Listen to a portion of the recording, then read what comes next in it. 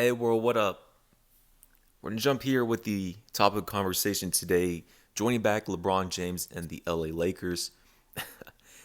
And it always feels like if LeBron doesn't perform well one night, or if the Lakers lose, a game or back to back, they're one of the main teams the media will always overhype in a way to where they'll put them down, they'll denigrate them, they'll take LeBron out of the best player in the world conversation, take him out of the MVP discussion, and then they'll say Lakers are somewhat of pretenders. Um, that was the case as last season, and it's still the case this season that the media is still going to be in quote unquote unbelief for the LA Lakers.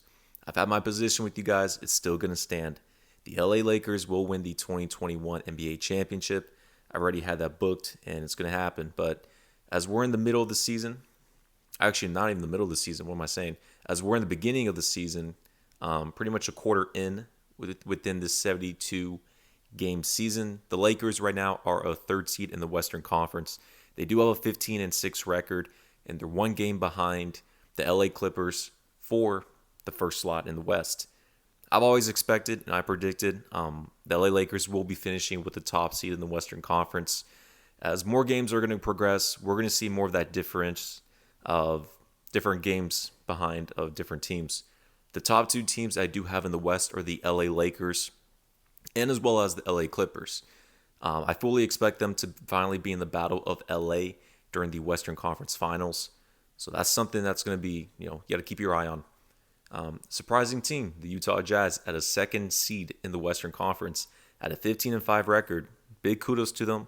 Kudos to Rudy Gobert and Donovan Mitchell. I really like the progression and potential of Donovan Mitchell. He's an impact type player. So the Jazz in the next couple of seasons, they really have to put a scoring wing next to him. They haven't done it this offseason. They need to address this next offseason. But later in the Eastern Conference, you do have the Philadelphia 76ers with Joel Embiid having an MVP type season. So they're running the East as of right now. The Lakers so far, LeBron has been in that MVP discussion whenever they were first seed. And there's been the names of Nikola Jokic, Joel Embiid, LeBron, and as well as Kevin Durant. So those are pretty much the top four names you're going to hear when it comes to MVP. LeBron for me is still number one in the mix. It's still early to make a prediction. Not a prediction. It's still early to grant someone the MVP title. Even though, great case for Joel Embiid, which if the season were to end today, sure. But you still got around 50 more games this season. LeBron James and the crew, they did lose to the Philadelphia 76ers by Tobias Harris, game winner. And then the next following game, Anthony Davis did not play, but the Lakers lost around 10 to 15 points against the Detroit Pistons. And then yesterday, the Lakers overcame the Boston Celtics with Kemba Walker missing the game winner. So we're going to address LeBron James this season with the LA Lakers, and we'll give our take with Mr. Slick Rick. Slick Rick the Bucher, but Acho, which team has bigger question marks? My Clippers or the Lakers? Yo, it's obvious. All right, so there's actually question marks for both of them, but for the bigger one, I would say as of right now for the Battle of LA, probably have to be the Lakers when they're interior bigs. You lost JaVale McGee. You lost Dwight Howard. And in return, you got Marc Gasol, and you do have Montrezl Harrell. Now, Montrezl Harrell coming off the bench is ideal. The only bad thing that comes to him is he is 6'8", somewhat undersized. But besides from that, nothing too much. He needs to... When it comes to the Lakers, when it came to JaVale McGee and Dwight Howard, they were one of the best defensive teams in basketball. Essentially, when you had a front court of JaVale McGee and Anthony Davis, and then you can bring in Dwight Howard from time to time who would start. But with Marc Gasol, he spreads the floor. He is slow. I think he's around 36 years of age. He's getting up there with Marc Gasol. You can still start him on a championship starting team, and he can still win the championship with you guys. But with the Lakers, they really need to bring an inferior defensive big. You can look out there in the trade market for Cleveland. You can try to bring back JaVale McGee, which could be the case. If I'm the Lakers, I'm looking to do so. If not JaVale McGee, free agency, there's not that many names out there that it could be a big thing. I believe the Minnesota Timberwolves just brought in Jordan Bell, and then Taj Gibson just went to the New York Knicks. So if the Lakers, you may want to hit up Tyson Chandler. I know he's up in age, but they're going to need a third center out there they can rely on. Because right now with the Lakers, that's their only weakness. They're around 10 to 11 deep, but that's something they need to address. When it comes to the LA Clippers, they pretty much have an identity. They have a 16-5 record, number one in the West. Kudos to Tyronn Lue and Paul George, of course. But the LA Clippers, I would say they still need that quote-unquote floor general for their team. So fully expect for them to go for Derrick Rose during the middle of the season before the trade deadline. Maybe any other buyouts could possibly happen. But if you can't get Derrick Rose, I would tell them to go for George Hill from the OKC Thunder. He's got 1 year left of his deal, I believe. And George Hill with the Thunder, they'll let him go easy. They'll either buy him out or trade him for a second-round pick. I'll probably think of other floor generals I could think of in a second, but the Lakers bigs, the Clippers, floor general. Obviously, the Clippers, people. This is a silly, silly question. We're still trying to figure out, can the Clippers coach that squad? Ty Lue, he coached under Doc Rivers for the entirety of his career, except for when he was with LeBron James, when his chip with LeBron James. Well, Bron ain't there for you no more, Ty Lue, and neither is Doc Rivers. So can Ty Lue coach that squad? Real quick, Frank Vogel is a very underrated coach. He is a top 5 coach in the league. But the Lakers, again, with their bigs in 2020 in the playoffs, especially with JaVale McGee and Dwight Howard, it was a nightmare for teams to get inside against the LA Lakers, and always has been. But the Lakers, as of right now, they really need to address that issue. Meanwhile, we all blame Doc Rivers, myself included. Who's the number 1 team in the East, and who is their oh, this is awkward. So that's my first question. My second question is, what's really good with PG and Kawhi? Still trying to figure that out, because the last time we saw them, Choke City. Now, the real issue at hand for why this is so simple is this. Slick, Sell, what question mark has LeBron James ever left unanswered? LeBron James tends to every and any question. Is he the chosen one? Can he live up to the hype? Check. Eric Spoelstra, will he be able to redeem him from not being able to get out the first round? Check. Anthony Davis, AD, he can't win a playoff series, can't win multiple playoff series. LeBron, answer that question. Any question you've ever asked about LeBron James, he has answered. So why will I continue to have a question about someone who quite literally should be called the answer? I understand that was already reserved for AI, but LeBron James can go ahead and take that title along with the king because he provides all answers. I'm not silly enough to ask a dumb question, because there are some dumb questions, contrary to what your teachers tell you. And listen, the bigger issue is for the LA Clippers. Listen, they folded in the second round against the Denver Nuggets, the baby Denver Nuggets, blowing a 3-1 series lead. The Clippers, when it comes to Kawhi Leonard, he's always been in a system, a team offensive system in San Antonio with Greg Popovich and Nick Nurse with the Toronto Raptors, to where they played an offensive system. They kept the ball moving. He would play off the ball. He did not need to initiate the offense based on himself. With the Clippers, with Doc Rivers and somewhat of Ty Lue, it's only been around 15 for Ty Lue, so we'll see, to be determined. But basically, they don't have a floor general, so they're relying more on PG and Kawhi Leonard to play ISO basketball, and for them to be pretty much the point forwards for the team. That's not really in Kawhi Leonard's game. And we saw when they went against the Denver Nuggets, at the end of the first half, they were typically up 10 to 15 to 20 points. Within the second half, when the game starts getting tighter, you're getting in the clutch, you need a floor general. And that's what backed over on PG and Kawhi Leonard, to where they couldn't create their own shots. And there was no fluidity of the offense. So when it comes to the LA Clippers as of right now, they really need to address that. And they will. I truly believe if they don't get George Hill, that Derrick Rose is the best running to where they can obtain him. I fully expect they're going to get a floor general. They're going to address this. Nacho, I may be slick, but you are smooth. Way to flip the whole concept of this conversation. What question has LeBron not answered? That doesn't mean that there can't be questions. And I'll get to LeBron in a second. But there are plenty of questions to be asked about these Lakers collectively. Yeah. And I'll be honest, I didn't have this at the beginning of the season. The moves that they made, the additions that they made, Montrezl Harrell, Marc Gasol, Wes Matthews. I looked at all those and said, yeah, they got Dennis Schroeder. They got more athletic. They got younger. This is exactly what they needed. I did have a few concerns. Is Marc Gasol washed? Is he what we saw in Toronto? I was assured that they were going to be okay. But usually when you go and play with if you're a role player and you play with great players, the game gets easier and your efficiency goes up. And we have not seen that with Marc Gasol. We've not seen that with Montrezl Harrell. We haven't seen that with Wes Matthews. They're actually, I can't believe it, Lakers fans probably having a shock. They might be missing Danny Green a little bit based on what they saw against Philadelphia last night. And on the other hand, when I look at the Clippers additions, which I thought were nice and solid, all of those guys are doing what I expect them to do. Kennard is shooting career highs percentage-wise. Same with Nick Batum. And so it's not that I'm saying that the Clippers are convincingly better than the Lakers. That would be silly to make that point. But I came into the season thinking about the Lakers just rolling on. They were the prohibitive favorite.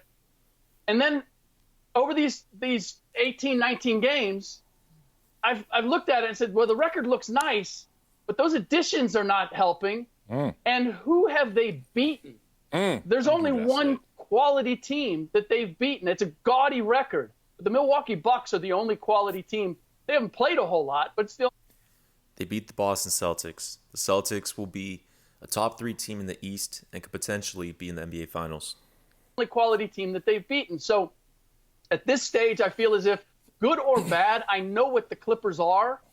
I'm not sure. I have questions that the Lakers are actually better than the team that won the championship last year. Ooh, No, listen, it's too early for the Lakers right now. They will address the big issue, and that is getting another interior big for their team and for their franchise. And I've stated this before, the Lakers will be a better team from 2020. Right now, they're 10 to 11 deep as it is. Their team chemistry has always been 100. And LeBron James, the year after he wins a championship, we see more. During the regular season, he somewhat coasts a bit. But when it comes to the playoffs, he does his normal thing. So if you're LeBron James right now, you're fine. You're averaging around 25 a game. You're giving yourself around 8 assists to your teammates, 8 rebounds. So 25, 8, and 8. And LeBron James this season, and kudos to him because he's been kind of dropping off. But as of right now and lately, he's averaging 41% from 3. And that's going to be huge for them going into the playoffs because last season, LeBron James was not shooting enough threes. He was playing more of a point guard role. But with LeBron, whenever he was hitting threes in the 2018 NBA playoffs, that's when his team was most lethal with himself. And if you just had normal Anthony Davis doing his thing, 10 to 11 deep, and LeBron's hitting the outside jumper, the Lakers will win the championship. And that's what's trending to be so. The LA Lakers will win the 2020 NBA championship. Listen, their only true threat in the Western Conference, the Lakers are better than the Clippers, but the Clippers are still respectable to where if they go against each other in the conference finals, which I fully expect, that's going 6 or 7 games. Okay, way to go deep. Let's go in the deep end, mess our hair up a little bit. Look, you said you came into the season thinking one way and kind of changed your mind. I came into this segment thinking one way, and I'm starting to change my mind. Let's be real about this. Look, who has bigger question marks to answer? It's the Clippers. Just be real about it. There's no bigger question mark. And with the Lakers winning the championship over the Battle of LA, while everyone was on the Clippers, it's a psyche thing because Montrezl Harrell left the Clippers to go next door to the Lakers. And you fired your head coach, Doc Rivers. You have a new head coach, Ty Lue.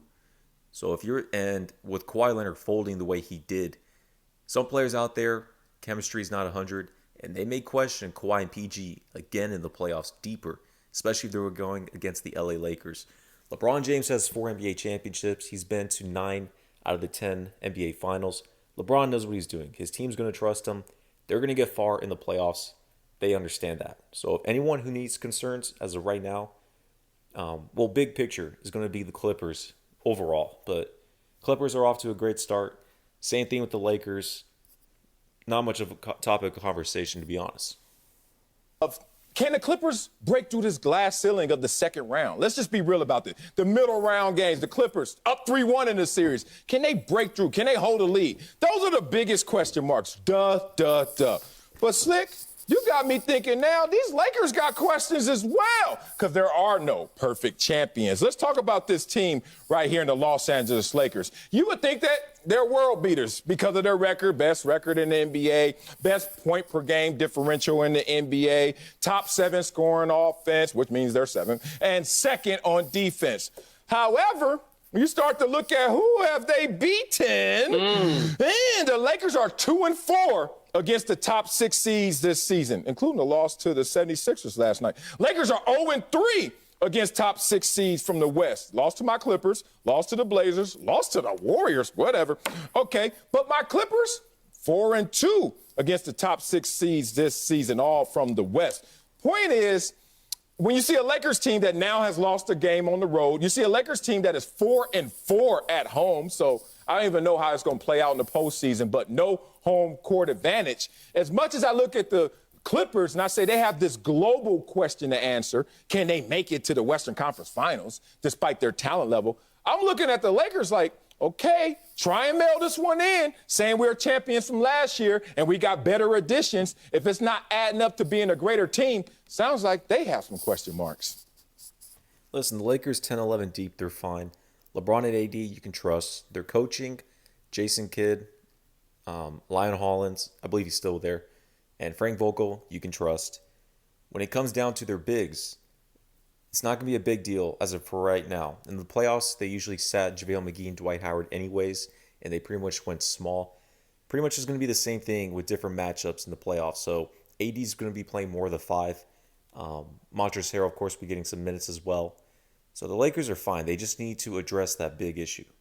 And they need to get it big. If they can bring back JaVale McGee, that's number one. But I fully expect JaVale McGee probably to go over to the Brooklyn Nets, which they can really use him the most out of anything. But if you're the Lakers right now, you want to get JaVale McGee, another big out there. Yeah, Sal, the other part is with the Lakers, when it comes to LeBron, you're right, Acho. He's answered every time we've had a doubt. He's answered it. But there's one that he still has to answer, and that is, can he sustain this at 36 years old? Now, from what Hey, listen, these guys, they say the same thing over and over with LeBron James, especially with the last season. LeBron James has proven he's not human. LeBron James can be doing this for the next 5 seasons, and he is good. He is fine. Ages like wine. LeBron James is 36 years of age, and he is top 3 for MVP right in this season. LeBron James is the greatest player in the world, and he's on track to win his 5th NBA championship and 5th Finals MVP. LeBron's fine. You can listen. LeBron has Anthony Davis as his second option, who's over 7 feet, a top 8 player in the world. LeBron is chilling. He is good. He finally is part of a structured organization that makes the correct roster moves, trades, coaching acquisitions. LeBron is in a stable situation for coaching, management, organization. He's good. Seen him, the way he's played this season, his efficiency has gone up. His array of shots has gone up. He's playing, we said it yesterday, it feels as if he's toying with the game at times. But there's a fine line between toying and measuring yourself and making sure that you can get to the finish line. And what I see in LeBron at this point is I don't see quite that same explosiveness. Now, he might be saving it, but when I see him with Joel Embiid at the 3-point line, and granted, made a big play, but he couldn't get past Joel Embiid with a running start at the 3-point line, I start to think, okay, we've just assumed that Father Time is never going to tap LeBron on the shoulder. But maybe, just maybe, we're starting to see that, and he's become aware of it, and he's having to adjust. Well, listen, LeBron still has athleticism. Of course, not like in 2013. But LeBron's IQ's gone up. He understands the game of basketball, to play, to stable yourself, and to wait towards the playoffs. And we've already seen that to be. LeBron is saving himself for the playoffs. And he's still going to have a dominant regular season, though. And during garbage time, he'll still want to get his stats. But for LeBron James, he's fine. He's good. That's why he's been working on his jumper. The positive thing is he's giving you around 3. He's shooting 7 3-pointers a game. He's making 41% of them. And when it comes to LeBron James using that to his game, the Lakers will win. The only thing, again, they just need to address another big. That's it. LeBron's going to do his thing. His jumper's hitting. He won a championship for LA, so he's chilling right now. The team chemistry has always been 100 for the LA Lakers.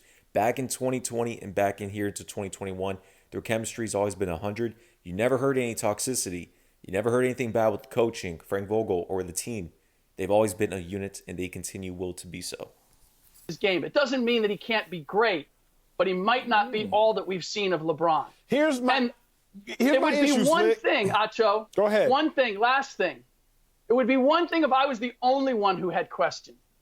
But it sounds as if even Anthony Davis has questions. He was asked about potentially playing Philadelphia in a 7-game series. Wait. Very capable. You are the defending champions. Broke the eyebrow. Philadelphia 76ers are the Clippers East. The Lakers take on the Philadelphia 76ers in the finals. The Lakers will win that series in 5. If anything, 6, but 5. When did they ever get out of the second round? You're very capable of beating the Sixers in a 7-game series. That should be, why are you even asking me that question? Unless, because you got smaller, because Montrezl Harrell isn't what Dwight Howard was. Oh, you think? Maybe you got that same question in your head. And maybe that's something that you still just have to don't prove. want to sound ignorant, not ignorant. He don't want to sound ignorant. How? Slick, you know we watch some UFC fights. You can watch a boxing fight. And real quick, and this is kind of off topic. My predictions of what I wanted to see the starting 5 for the Lakers to be, I wanted LeBron to be the point guard. At the 2, I wanted Wesley Matthews. At 3, KCP, then AD, then Marc Gasol falling along the rotation.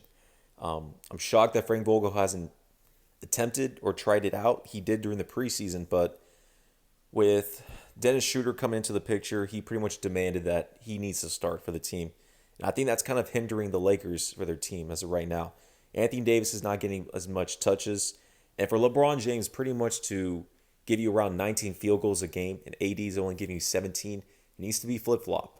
LeBron needs to take on the point guard responsibilities again, like in 2020, and AD needs to be the leading scorer for your team. Because AD is only giving you 22 a night within the season. LeBron's averaging 25. That cannot happen. That cannot be the case. Dennis Schroeder's averaging around 14 a game, their third leading scorer. So basically what I'm saying is it needs to be more traditional of adding Wesley Matthews to the starting position as your shooting guard, just like that Danny Green role. LeBron needs to lead the league in assists once again, like last season, because LeBron gave you 11 last season. This season, LeBron's only give you around 7 to 7.5 in that range. AD needs to be the leading scorer. He needs to give you around 27 a night, average, easy, at least. And you would need Dennis Schroeder to come off the bench as your 6th man. That would be more ideal, but we may see the Lakers flip that or not. Who knows? Whatever. You know what I can't stand? When somebody gets KO'd, TKO'd, whatever it is, and then they stand up after and they're like, I want a rematch. I know I could have beat him. It's like AD and I'm like, yo, we just lost. Okay, how dumb do I sound if I'm like, yeah, we just lost. Yeah, they don't want to see us in 7, though, because in 7 we going to handle business. That's what AD, he's just a cognitive thinker. But Slick, my biggest issue is with this.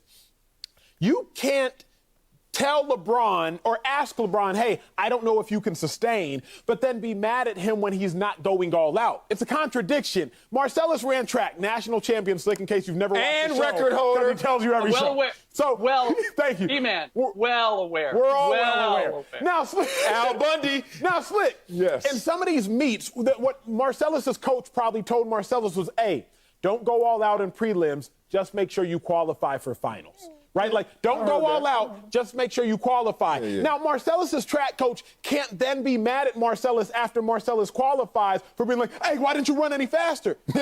Coach, you just told me just qualify. Yeah, but you should have ran faster. But, Coach, you just said Slick, I feel as though that's what you and some of us are doing. Like, wait a second, LeBron. You know, just make sure you sustain and get to the finals. But wait, LeBron, why didn't you beat the Clippers? But wait, LeBron, why didn't you beat the Sixers? Nacho, it's human nature because he's 36 years old and he's played at this amazing level for all these years. At some point, it begins to slide. No, I'm going to stop there. Listen, if LeBron James does lose his